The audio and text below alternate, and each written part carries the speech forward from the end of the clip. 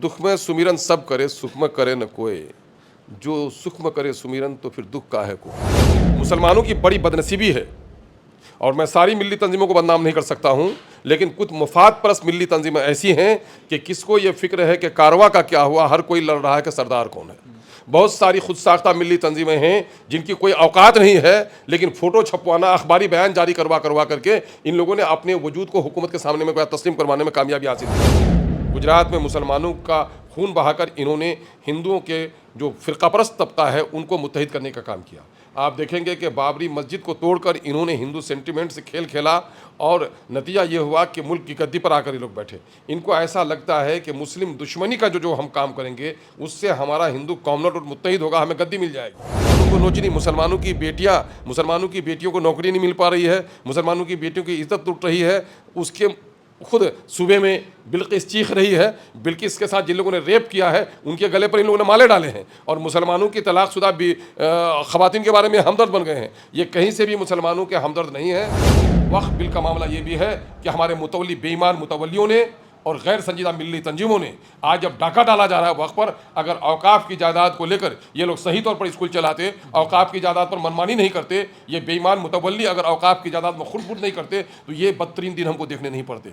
दोस्तों, अभी हमारे साथ मौजूद हैं ऑल इंडिया मजलिस इत्तेहादुल मुस्लिमीन बिहार के प्रदेश अध्यक्ष अख्तरुल ईमान साहब। हम उनसे बातचीत करेंगे, और आप जानते हैं कि किस तरीके से वक्फ संशोधन बिल दोनों ही सदन से पास किया गया और अब कानून भी इस देश में लागू कर दिया गया है। इसके बाद अब अगला कदम पार्टी लेवल पर क्या कुछ होने वाला है, और बिहार में एक मुस्लिम क़यादत के तौर पर अख्तरुल ईमान साहब किस तरीके से काम करने वाले हैं, इसको लेकर के बात करेंगे। सर, सबसे पहले तो बहुत बहुत शुक्रिया आपका। आपकी आमद का बहुत बहुत शुक्रिया साहब।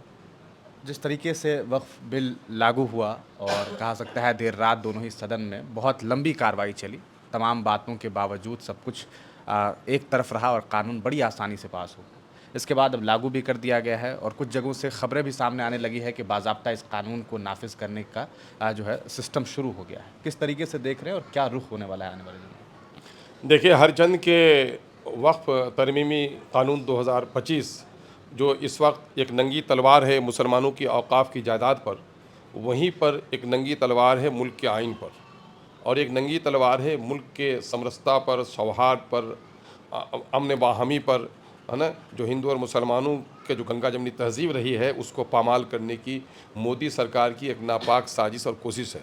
और मैं समझता हूँ कि हमारे मुल्क के हमवतनों को सोचना चाहिए, ख़ासकर पढ़े लिखे नौजवानों को और दानिशवरों को सोचना चाहिए कि आप देख लें पूरी तारीख़ इक़्तिदार के हुसूल के लिए बीजेपी ने अब तक क्या किया है।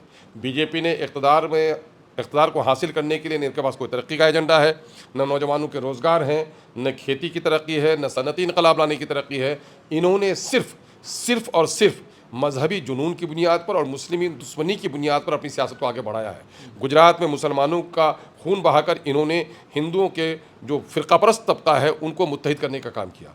आप देखेंगे कि बाबरी मस्जिद को तोड़कर इन्होंने हिंदू सेंटिमेंट से खेल खेला, और नतीजा ये हुआ कि मुल्क की गद्दी पर आकर ये लोग बैठे। इनको ऐसा लगता है कि मुस्लिम दुश्मनी का जो हम काम करेंगे उससे हमारा हिंदू कॉमनर और मुत्तहिद होगा, हमें गद्दी मिल जाएगी। आप पॉजिटिव इनका वर्क देख लीजिए कि वहीं पर बाबरी मस्जिद को तोड़ने में गैर मुस्लिमों का एक फ़िरकापरस्त तबका मुत्तहिद हो गया, लेकिन जब राम जन्मभूमि बन गया तो राम जन्मभूमि जिस फैज़ाबाद में है, गोया वहाँ पर भाजपा की ज़मानत जब्त होते होते बची है। तो यानी कि वो ये समझ लिया है कि भाई हम राम मंदिर बना दिया, उसका फ़ायदा नहीं मिला, बाबरी मस्जिद को तोड़ने का फ़ायदा मिला था। तो सारा काम ऐसा किया जाए कि जिससे मुसलमानों को ज़ख्म पहुँचे और हमारे दूसरे लोगों को ठग कर हम राजनीति करें। इसलिए आप देखेंगे 370 का मामला, कश्मीर के मुसलमानों के हुकूक़ को पामाल करके वो किया गया, कलअदम करार दिया गया। आप देखेंगे तलाक बिल, मुसलमानों को नोचनी, मुसलमानों की बेटियों को नौकरी नहीं मिल पा रही है, मुसलमानों की बेटियों की इज्जत टूट रही है। उसके खुद सूबे में बिल्किस चीख रही है। बिल्किस के साथ जिन लोगों ने रेप किया है उनके गले पर इन लोगों ने माले डाले हैं, और मुसलमानों की तलाकशुदा भी ख़वातीन के बारे में हमदर्द बन गए हैं। ये कहीं से भी मुसलमानों के हमदर्द नहीं है। ये वक्फ बिल भी दरअसल वो जो फ़िरका परस्त तबका है उसको ये कहने के लिए, जिस तरह एनआरसी में इन्होंने बावर कराया था गाँव के तमाम तर दलित भाइयों को और सीधे साधे हमारे गैर मुस्लिम भाइयों को कि ये मुसलमानों को भगा देंगे बांग्लादेश और पाकिस्तान, ये ज़मीन तुम्हारी हो जाएगी, ये खेत तुम्हारी हो जाएगी, ये मकान तुम्हारा हो जाएगा। ठीक उसी तरह से एक बार फिर मोदी ने आवाम को धोखा देने का काम किया है, औकाफ की इमलाक को दूसरों को कब्जा दिलाने का यकीन दिलाया है, और मुसलमानों को नोचनी लगाकर यह अपने फ़िरका परस्त वोट को मुत्तहिद करने और अपनी गिरती हुई साख नौजवानों को रोज़गार नहीं दे सके, 15 लाख खाते में नहीं भेज सके, काला धन वापस नहीं कर सके। और ये जो डिस्ट्रीब्यूशन सिस्टम होता है, जमहूरियत में माल भी बटे, ज़मीन भी बटे, लेकिन आप देखेंगे कि गरीबी और अमीरी में जो दूरी ब्रिटिश काल में थी, गरीबी और अमीरी में जो दूरी आज़ादी के दिनों में थी, उससे ज़्यादा दूरी बढ़ गई है।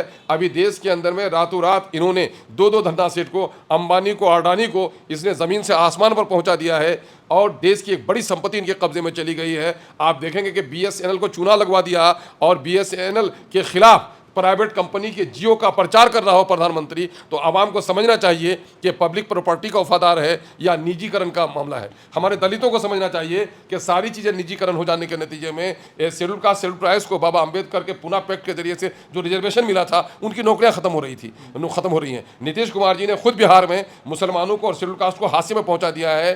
बिहार में जो जाति आधारित गणना की रिपोर्ट आई है, उसमें बिहार की आबादी 13 करोड़ हो गई है। इस 13 करोड़ आबादी में 20,49,370 सरकारी नौकरियां हैं। उसमें आप देखेंगे शेड्यूल कास्ट की नौकरी 4,10,000 11,000 होती है, उनको 2,91,000 नौकरी मिली, 1,10,000 से ज़्यादा नौकरी उनकी खत्म हो गई। मुसलमानों की नौकरी होनी चाहिए 3,68,000, मुसलमानों को सिर्फ 1,63,000 नौकरी मिली, 1,95,000 नौकरी से मुसलमानों को वंचित रख दिया गया।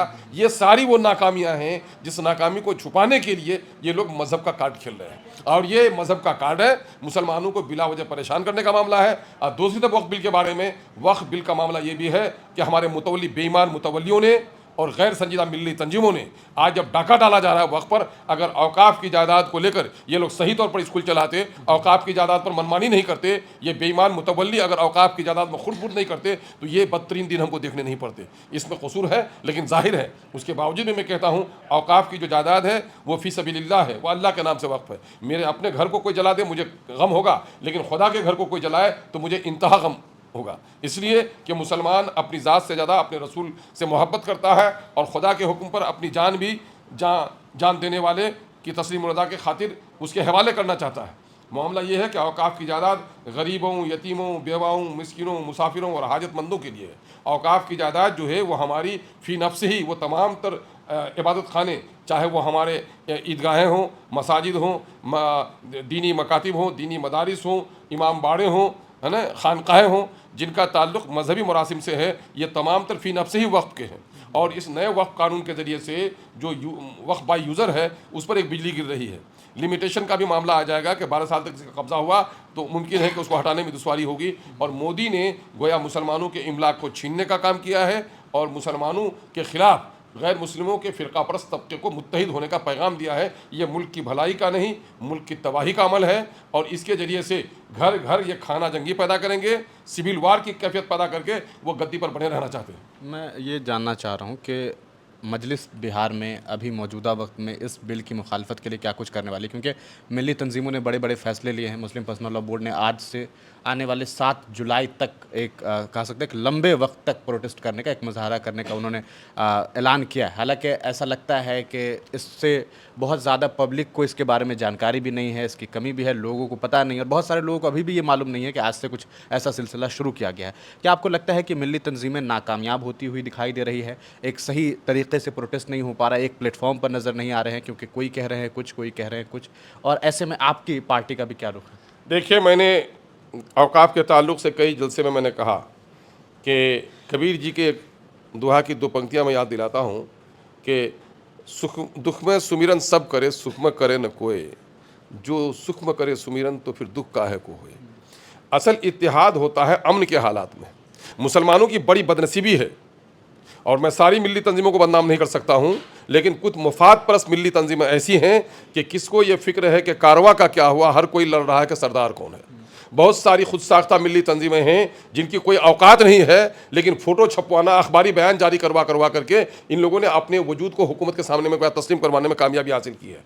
हमारी नुमाइंदा मुस्लिम तंजीमों को अब भी मुत्तहिद होकर जो फैसला लेना था, आवाम जिसका इंतज़ार कर रही है, न जाने ये लोग क्यों देर कर रहे हैं। लेकिन हम इस बिगड़ी हुई सूरत हाल में भी हम अपनी मिल्ली तंजीमों की सरबराही को और उनकी नुमाइंदगी को कबूल करते हैं। उनके इशारे पर हमें सब कुछ करने के लिए हम तैयार हैं, और हमारी सेकुलर पार्टियां और हमारी पार्टी तो इस मामले में हमेशा पेशरफ्त करती रही है। इसलिए अभी हम लोगों ने अपने तौर पर काम शुरू किया है। अभी पिछले दिनों में हम अमूर में हल्के में, मेरा जो असम्बली हल्का है, वहाँ हमारी मिल्ली तंजीमों के कोई बैनर तले हमने तमाम तर सियासी पार्टियों ने मिलकर के अपना मुजाहरा किया है।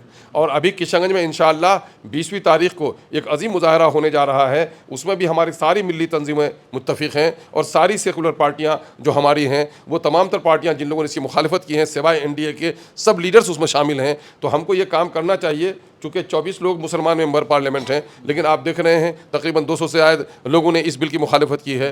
तो हम इन सेकुलर पार्टियों को साथ लेकर एक हिकमत अमली की लड़ाई लड़ें। ये बड़ी बदनसीबी है कि इस बिल के, इस कानून के नतीजे में मुसलमानों को दोहरा नुकसान हो रहा है। एक नुकसान तो ये हो रहा है कि बीजेपी ये समझ रही है कि मुसलमानों को हमने मिर्ची लगा दी है, ये सड़क पर आएंगे तो इनकी परेशानी देखकर हमारा फ़िरका परस्त वोट मुत्तहिद हो जाएगा। और दूसरी तरफ यह है जो सोकल हमारी सेकुलर पार्टियां हैं, गठबंधन वगैरह के, ये लोग समझते हैं कि बीजेपी वालों ने इसके खिलाफ तलवार निकाली है, अब ये डर के मारे मेरे झोले में आ जाएंगे, यानी हमसे कोई बार्गेन भी नहीं कर सकेंगे कि हमारे ये मुतालबात मानो। तो ये मुसलमानों को यही आनी 75 सालों की सियासत में यही हुआ, किसी ने गाली दी और किसी ने उस गाली के उसके वक्त थोड़ी पनाह दी, और इसी ने मुसलमानों को बर्बाद किया है। मुसलमानों को अपनी तालीमी निज़ाम को दुरुस्त करना चाहिए, मुसलमानों को अपने इदारे को बेहतर बनाना चाहिए, मुसलमानों को अपनी इक़्तिसादी सूरत हाल को बेहतर करनी चाहिए, और मसलकी इख्तलाफात, ज़ात बरादरी के इख्तलाफ से उठकर अगर मुसलमानों ने अपने आप को मुत्तहिद नहीं किया तो ये इससे ज़्यादा बदतरीन हालात होंगे। और इस मामले में हमारी मिली तंजीमों को, चूँकि आवाम के दरमियान में ये गम है, ये गुस्सा है, और मिली तंजीमों के वजूद की तलाश भी है।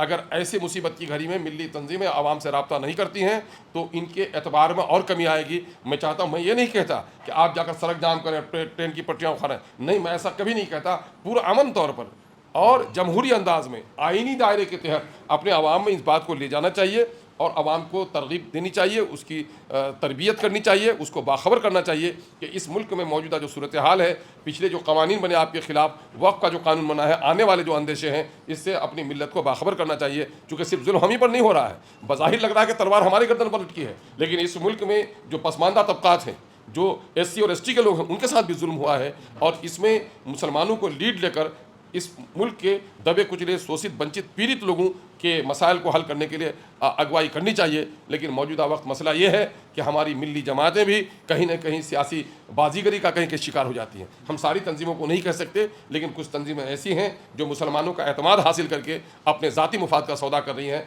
अल्लाह इनको हिदायत दे और मिल्लत को उससे पनाह दे। बहरहाल वक्त का ये काला कानून मुल्क के लिए संगीन मुजरिमाना कानून है। इस कानून की वापसी के लिए इस वतन के तमाम तर सेकुलर और इंसाफ पसंद हिंदू मुस्लिम आवाम को उठ खड़ा होना चाहिए। हमारी पार्टी उसी बात की दावत देती है। तो ये हमारे साथ अख्तरुल ईमान साहब थे और इनसे हमारी बातचीत हुई। इन्होंने ये बात कही है कि किस तरीके से 20 अप्रैल को किशनगंज में एक बड़े आंदोलन के तौर पर एक विशाल धरना प्रदर्शन का आयोजन भी किया जाएगा। अब देखना यह है कि तमाम विरोध प्रदर्शन के बाद भी सरकार इस कानून को वापस लेती है या नहीं लेती है। आप तमाम लोग अपनी राय कमेंट सेक्शन में ज़रूर दीजिए।